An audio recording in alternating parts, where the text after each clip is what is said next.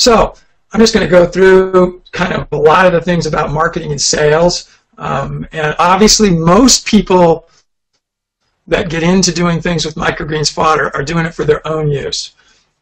And I think a mistake that people make, and when I get to numbers here in just a little bit, you're going to see that a way that you should think about this is that if you're growing microgreen fodder for your own livestock use, you're replacing something else that you would have used.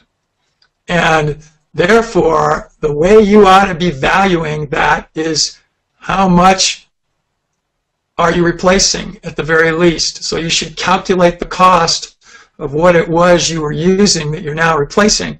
And that's really what the value of that microgreen fodder is for you. Plus, one other thing. What else do you think would be there? And Paul, you will know the answer to this one, but man, you don't answer it. Let's see if anyone else is. So you should add one other thing to it. So we're talking a little bit of economics here too. So it's clearly the value of what you're replacing plus one other really important thing. So why doesn't anybody try to guess that? And I'm going to go on. I'll see what guesses we get in here.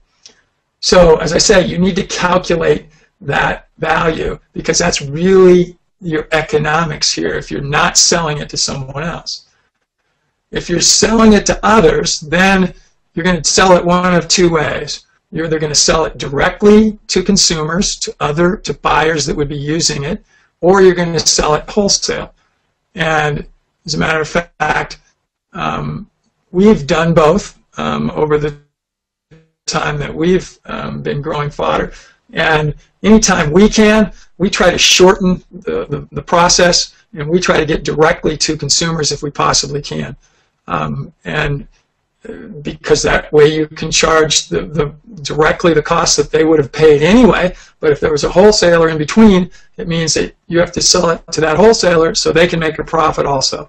Usually that profit's in the range of double whatever it is that you're selling it to them for. So if you're selling a flake, as we call it, a 20-pound flake for $10, let's say, that's probably a little bit high, but if you sold for that amount, then that means that they're selling it for 20 normally, if you're selling it at wholesale.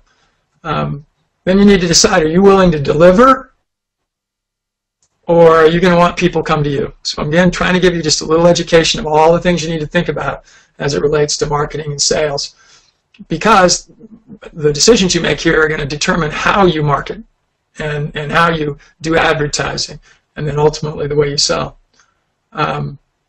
Again, if people are coming to you, then you don't have to worry about the cost that you have for transportation to take it to them. You can probably price it a little less, or you're making more profit from it.